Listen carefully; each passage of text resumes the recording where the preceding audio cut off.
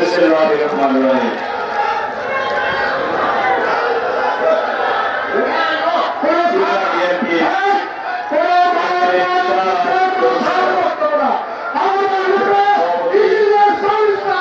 আমার শেষ পদ মনোয়ার হোসেন, সাধারণ সম্পাদক, অর্গানাইজিং সেক্রেটারি, জেলা বিএনপি, সম্মানিত সভাপতি জনাব আলমগীর সাহেব, সাধারণ সম্পাদক জনাব জয়নুল সাহেব সহ বিএনপি বিভিন্ন অঙ্গ সংগঠনের নেতৃবৃন্দ, আমাদের দোমার জেলা দোমার উপজেলার সভাপতি, সাধারণ সম্পাদক সহ নেতৃবৃন্দ আমার এখানে উপস্থিত আছেন। সামনে আমি দেখতে পাচ্ছি হলুদ, কেউ পড়েছে পিঙ্ক, এবং মা বোনেরা যারা এসেছেন, মহিলা নেত্রী, ভাই বোনেরা, সকলকে আসসালামু আলাইকুম ওয়া রাহমাতুল্লাহ। হিন্দু ভাইদের প্রতি জানাই আমার আদাব। মোর কথা কি শোনা যাচ্ছে ভাই? ওইদিকে সবুজটা খায়, সবুজ গেঞ্জি খায়, এগুলা কৃষক দল, যুব দল। এই হলুদ গেঞ্জি স্বেচ্ছাসেবক দল, ওই পিঙ্ক গেঞ্জি খায় কৃষক দল, আর ওই পিছের নীল গেঞ্জি খায় ভাই তাদের দল। সবাইকে আমি দেখতে পাচ্ছি। ধন্যবাদ আপনাদেরকে, ধন্যবাদ আপনাদের সকলকে, ধন্যবাদ মহিলা দলকে, আপনারা যারা এসেছেন। আমি কৃতজ্ঞ আপনাদের কিংলাবাসীর কাছে, আমি কৃতজ্ঞ নীলফামারীবাসীর কাছে। আপনারা যে আবেগ দেখিয়েছেন, আপনারা যেখানে এসেছেন, আমি কৃতজ্ঞ, আমার পরিবার কৃতজ্ঞ, বিএনপি আছে কৃতজ্ঞ, আপনাদেরকে ধন্যবাদ জানাই। আপনারা, আমি যে কয়েকদিন জেলে ছিলাম, আপনারা এখানে বিভিন্ন কর্মসূচি পালন করেছেন নীলফামারী জেলায়, ডোমারে, কিল্লায়, সব জায়গায়। সেই জন্য আপনাদেরকে আমি আন্তরিকভাবে ধন্যবাদ জানাই। মোর কথা কি শোনা যাচ্ছে ভাই? অমরাবতী খালি শেষ আছে। এখন চেহারাগুলা স্টেজে উঠিবার চায়, আমরা স্টেজে উঠি। তো সবাই যদি স্টেজে আসে তো মুই নিচে যাই, কেমন করে হয়? সবাইকে স্টেজে উঠিবার পাইলে তো বাইরে তোমরা শুনে তোমরা চুপচাপ থাকেন একটু। এই যে বর্ষা, বৃষ্টি আসতে পারে, এখানে এত মানুষ, সবাই কষ্ট পাবে। তো দয়া করে বিবেচনা একটু চুপ থাকেন। দুইটা কথা বলার যদি সুযোগ পাই, এটা ন্যায্য হবে না আমি যদি দুইটা কথা না বলার সুযোগ পাই। সুতরাং আশা করি যারা এখানে আছেন, যাদের নেতৃবৃন্দ আছেন, ওনাদেরকে শান্ত রাখে। দলের ভিতরে, একটা পরিবারের ভিতরে অনেক ভাই বোন থাকলে সবার সঙ্গে সবার মিল থাকে না, এটা স্বাভাবিক। আবার কারোর সঙ্গে কারো বেশি মিল থাকে, এটাও স্বাভাবিক। হয়তো আমাদের বড় পরিবার, একজনের সঙ্গে আরেকজনের মনোমালিন্য থাকতেই পারে। তাই বলে মিটিংটা আমাদের গোটা পরিবারের মিটিং। এই পরিবারের এই মিটিংকে কোনোভাবে নস্বাত করা যাবে না। সুতরাং আমাদেরকে খেয়াল রাখতে হবে আমাদের বৃহৎ স্বার্থ, দেশের ক্ষেত্রে, দলের ক্ষেত্রে, জাতির ক্ষেত্রে আমাদের ক্ষুদ্র ক্ষুদ্র স্বার্থকে বড় করে আমাদের বৃহৎ স্বার্থকে কোনোভাবে জলাঞ্জলি দেওয়া যাবে না। সেটা আপনাদের সকলের প্রতি আমার অনুরোধ। আপনারা যারা নেতৃবৃন্দ আছেন, আপনারা যারা দর্শক আছেন, আপনাদের সকলের কাছে আমার অনুরোধ যে এই যে গত 16 বছর যে বিভীষিকাময়, যে ফ্যাসি, যে মাফিয়ার অত্যাচার, খুন, রাহাজানি, গুম, এগুলার ভিতর দিয়ে আমরা গেছি এই বিশৃঙ্খলার জন্য, দেশের কতিপয় দুষ্টু লোকের চক্রান্তের জন্য, দেশের কতিপয় লবি, সরকারি এবং বিভিন্ন সংস্থায় এই বিভিন্ন অফিসারদের কিছু কুচক্রী মহলের জন্য কিন্তু আমরা গত 16 বছর ধরে অত্যাচারিত হয়েছি। আপনারা কি চান সেই অত্যাচার আবার চলবে? আমরা কেউ চাই না। ইনশাআল্লাহ দেশে একটা পরিবর্তন এসেছে, আল্লাহর রহমত হয়েছে জন্য এই পরিবর্তনটা এসেছে। আপনারা দেখেছেন যে আল্লাহ কিভাবে মানুষকে সম্মান দেয়, আবার কিভাবে মানুষকে সম্মান নিয়ে যায়। এই গত 9 মাসে আমরা দেখেছি যে দুপুরবেলা ওই প্রধানমন্ত্রীর জন্য নাকি ভাত রেডি করা ছিল, নাকি মাছ মাংস সব রেডি করা ছিল, কিন্তু রিজিক কি জিনিস দেখেন, আল্লাহর মায়ের কি জিনিস দেখেন। বলে না আল্লাহর মায়ের দুনিয়ার মায়ের, তো ভাত রেডি, কিন্তু তারা ভাত খাওয়ার সুযোগ পায় না, তাদের সবাইকে নিয়ে পালাই করেছে এই দেশ থেকে। অতিরিক্ত ওরা ডিস্টার্ব করছে। দেখেন এই জন্য, এবং এই যে অসম্মানিত সে হলো, কিন্তু পক্ষান্তরে দেখেন আমাদের নেত্রী বেগম খালেদা জিয়া, যাকে তারা তিলে তিলে হত্যা করতে চেয়েছে, যার কোনো অন্যায় নাই, যাকে একটা ভুয়া মামলা, অর্থ আত্মসাতের মামলা দিয়েছে। কত টাকা? মাত্র 3 কোটি টাকা। যেই টাকা আত্মসাৎ হয়নি, যেই টাকা ব্যাংকে 3 কোটি টাকা, প্রায় 2 কোটি টাকা, প্রায় 3 গুণ হয়ে 6 কোটি টাকা হয়েছে। তো যেই টাকা আত্মসাৎ হয়নি, সেই টাকার মামলা দিয়ে, মিথ্যা মামলা দিয়ে বেগম খালেদা জিয়া কারান্তরীণ করে গেছেন 6 বছর, এবং তাকে 20 প্রয়োগের মাধ্যমে তাকে হত্যা করতে চেয়েছিল, যার জন্য উনি প্রচন্ড অসুস্থ হয়ে যান। তাকে চিকিৎসা, বেসিক মানুষের নিজ যেটা, সেই চিকিৎসা করার সুযোগ তারা দেয়। এত বিভৎস একটা সরকার হতে পারে, এত বিভৎস একটা নারী হতে পারে, দেশের মানুষকে নির্বিচারে হত্যা করেছে, নির্বিচারে গুম করেছে, নির্বিচারে। এই যে আমাদের নেতা কর্মী যারা এখানে আছে, আপনারা অনেকে যারা বিভিন্ন ধরনের জ্ঞানী, আপনারা সকলেই কোনো না কোনো ভাবে অত্যাচারিত হয়েছে। হামলা, মামলা, গুম, খুন, বিভিন্ন ভাবে আপনাদের বাড়িতে ঘুমাতে পারেন না, অনেকে আছে বছরের পর বছর বাড়িতে থাকতে পারেন না। এটা তো দেশের শাসন ব্যবস্থা হতে পারে না। আমরা এই শাসন ব্যবস্থাকে ধিক্কার জানাই। আমরা চাই যে একটা গণতান্ত্রিক ব্যবস্থা এই দেশে ফিরে আসুক, আমাদের নির্বাচিত প্রতিনিধিদের মাধ্যমে সরকার গঠিত হোক, এবং যত তাড়াতাড়ি সেটা সম্ভব হবে, তত তাড়াতাড়ি আমরা আপনাদের কাছে সুব্যবস্থা, সুশাসন পৌঁছে দিতে চেষ্টা করব। আমরা দেখছি বর্তমানে এই অন্তর্বর্তী সরকার, তারাও নির্বাচন নিয়ে নানা তাল বাহানা আরম্ভ করেছে। আমরা চাই না এই সরকারের বিরুদ্ধে যেতে, আর দেশের জনগণ চায় না এই অন্তর্বর্তী সরকারের বিরুদ্ধে যেতে। বিএনপি সর্বাত্মক ভাবে এই সরকারকে সমর্থন করে দিয়ে যাচ্ছে, এবং বিএনপি সর্বাত্মক ভাবে সমর্থন করে যাবে যতক্ষণ পর্যন্ত তারা এই দেশকে একটা সঠিক পথে নিয়ে একটা গণতান্ত্রিক পন্থা নির্বাচন দেবে। কিন্তু এটা যদি ব্যর্থ হয়, তাহলে অতীত থেকে শিক্ষা আপনারা নেন। যারা আজকে অন্যরকম চিন্তা করছেন, এই সরকারের ভিতরে কিছু ভূত আছে, তারা অনেক রকম চিন্তা করছে।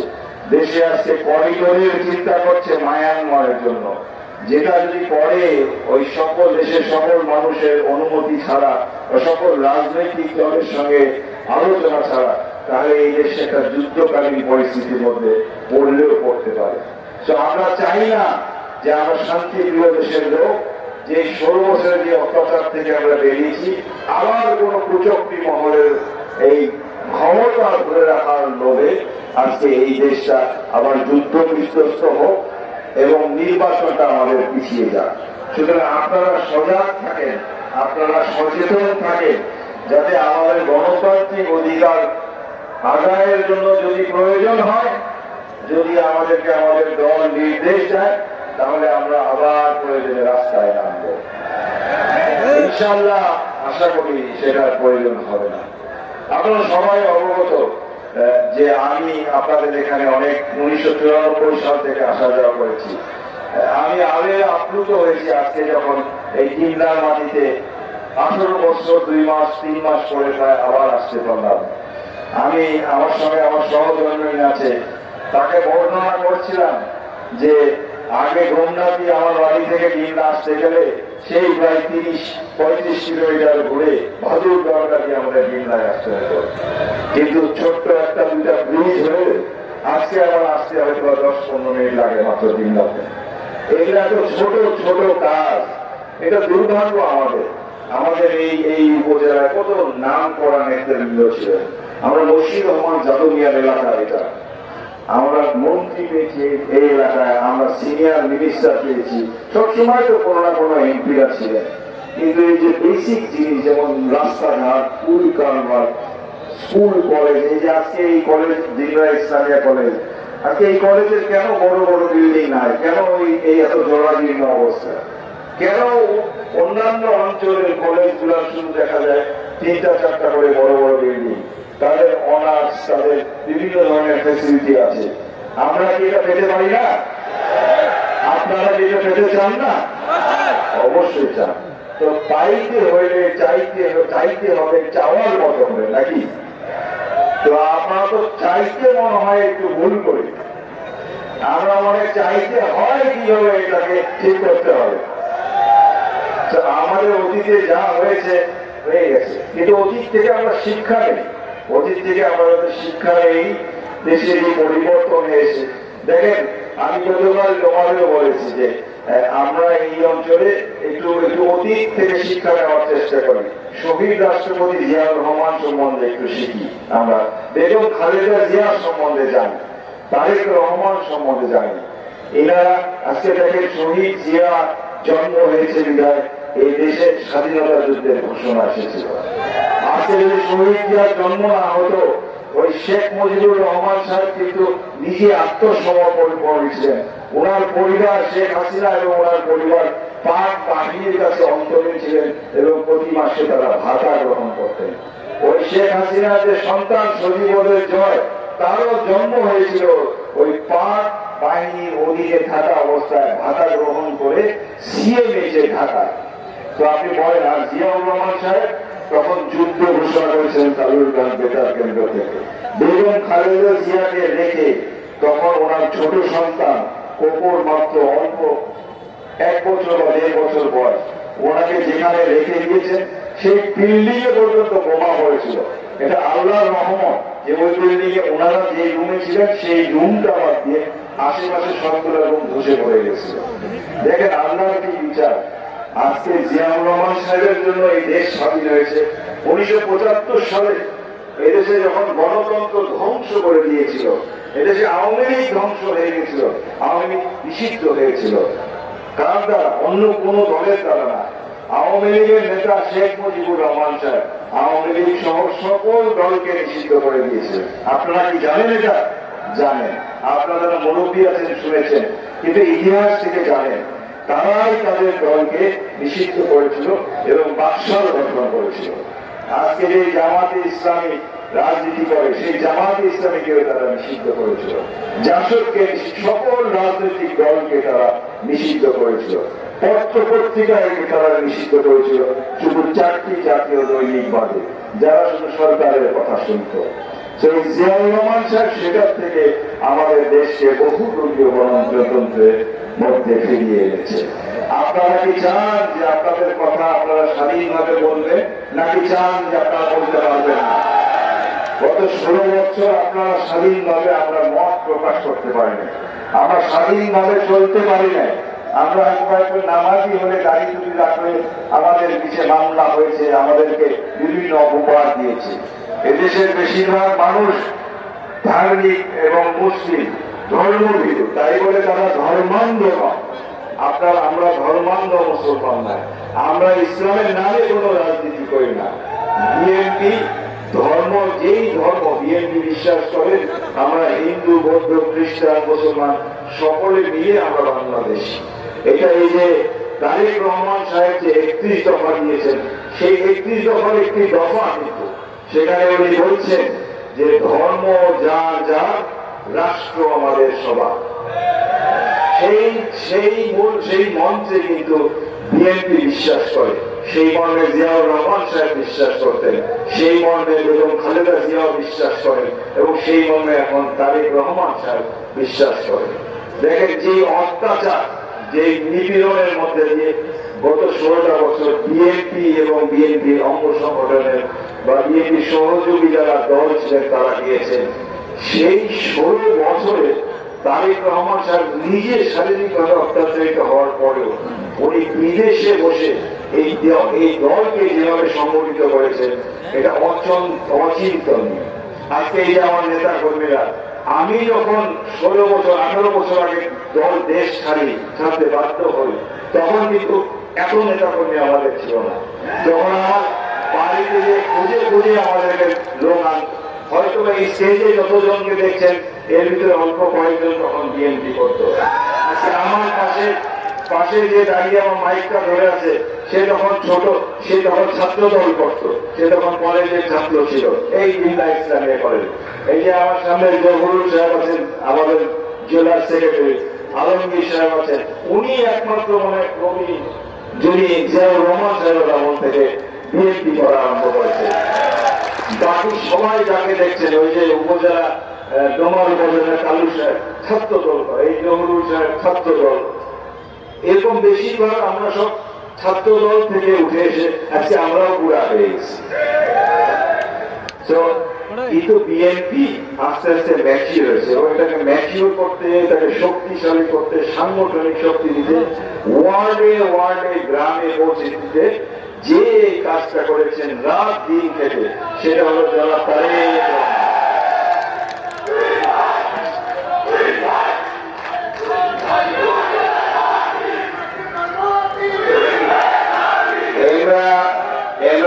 মিটিং এর সময় যে মিছিল করেন, আমি বুঝি না এটা কেন করেন।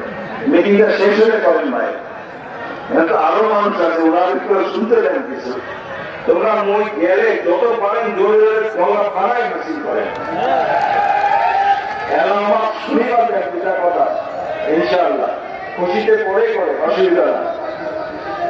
তারেক রহমান সাহেবের সম্বন্ধে যেটা বলছিলাম যে আপনারা দয়া করে যারা সমর্থক আছেন বিএনপি, যারা কর্মী আছেন, আপনারা দেখেন এই সরকার সংস্কারের কথা বলছে। এই সরকার পত্র পত্রিকা বিএনপি বিরোধী যারা আছে তারা বলছে বিএনপি নাকি সংস্কার চায় না। কিন্তু আপনারা যদি অতীত থেকে দেখেন, বিএনপি প্রথম দল যে 1923 সালের জুন মাসে তারা সংস্কার 31 দফা সংস্কারের প্রস্তাব এবং তারা ঘোষণা করেছিল। কিন্তু দুর্ভাগ্য আজকে বিএনপির বিরুদ্ধে অপপ্রচার হচ্ছে, বিএনপি নাকি সংস্কার চায় না। এগুলা অপপ্রচার, আমাদের বিএনপির বিরুদ্ধে অনেক অপপ্রচার হচ্ছে। আপনারা সাবধান থাকেন, আপনারা নিজেরা দলীয় নেতাদের কাছ থেকে শিখেন যে অনেক ধরনের চক্রান্ত আছে হচ্ছে যাতে বিএনপি ক্ষমতায় আসতে না পারে। কিন্তু গত 18 বছর চক্রান্ত হয়েছে, বিএনপিকে আটকে রাখতে পারেনি। আজকে ছোট বিএনপি থেকে বিএনপি সারা দেশে এরকম বড় হয়েছে, ইনশাআল্লাহ সামনেও আটকাতে পারবে না। এখন বৃষ্টি আসি আসি ভাব সন্ধ্যা হয়ে যাচ্ছে, অনেক কথা বলার ইচ্ছা থাকলেও আজকে আমি আর সময় নিতে চাই না। আপনাদের কাছে দোয়া আছে, আপনাদের সকলের মঙ্গল কামনা করে আপনাদের মাঝে বারে বারে আসি, সে তৌফিক আল্লাহ দিক, সেটা আমি চাই। শুধু যাওয়ার আগে বলতে চাই যে এই 5ই আগস্টের আগেও, 5ই আগস্টের পর থেকেও কিন্তু আমরা এই এলাকায় কাজ করা আরম্ভ করেছি। তার ছোট্ট একটা উদাহরণ যদি চান, আমাদের এখানে খালিশা জামান ইউনিয়নের কেউ নেতা কর্মীরা আছেন নাকি? আপনাদের ওখানে একটা বাঁধ আছে, আমার নামে আপনারা বাঁধ চালিয়েছিলেন, সেই বাঁধটা ভেঙে গেছিল, মনে হয় ভেঙে যাওয়ার উপক্রম হয়েছিল।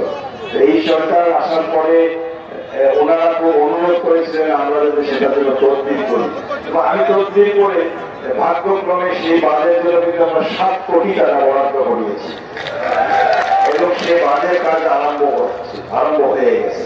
তো আপনাদের কাছে আমি অনুরোধ করতে চাই যে আমাদের বিএনপির নেতৃত্ব যারা আছেন, আমি যেহেতু একজন ইঞ্জিনিয়ার, আমার অনেক ইঞ্জিনিয়ার বন্ধু বান্ধব আছে যারা সরকারের বিভিন্ন পদে চাকরি করে। তো সরকার থাকুক সরকার না থাকুক, আপনাদের এলাকার ছোটখাটো যে কাজগুলো আছে আমাদের বিএনপি নেতৃত্বের মাধ্যমে আপনারা দেন, সেটা পুল হোক, কালভার্ট হোক, স্কুল হোক, যতটুকু সম্ভব আমরা অচিরেই সেগুলোর কাজ আরম্ভ করবো ইনশাআল্লাহ। 16 বছর বা 18 বছর আমরা যে পিছিয়েছি, ইনশাআল্লাহ আল্লাহ যদি তৌফিক দেন এবং আমরা যদি সরকার পরিচালনার দায়িত্ব পাই, তাহলে 16 বছর বা 18 বছর যত পিছিয়েছি তার দ্বিগুণ আনানোর চেষ্টা করবো ইনশাআল্লাহ। তো